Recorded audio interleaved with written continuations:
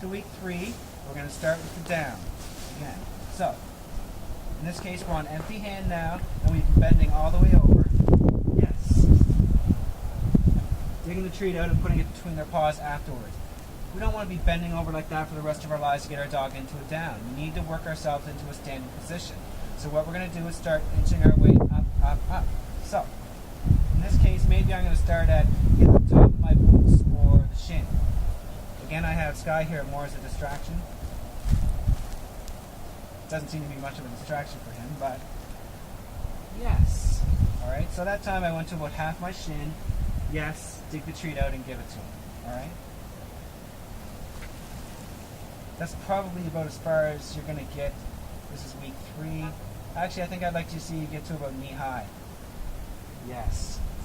If you find that your dog is distracted by whatever's going on in the house, then you're going to do that exact same hand motion, but you're just going to stay in front of them and look at whatever they're distracted by.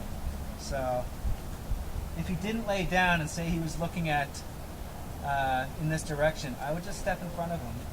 I'd keep my hand there in that same area. I wouldn't keep going up and down. I'd just keep it like that and stay in front of him until he actually does lay down. Then I'd, yes, give the treat out and give it to him. And give it to her too. Alright?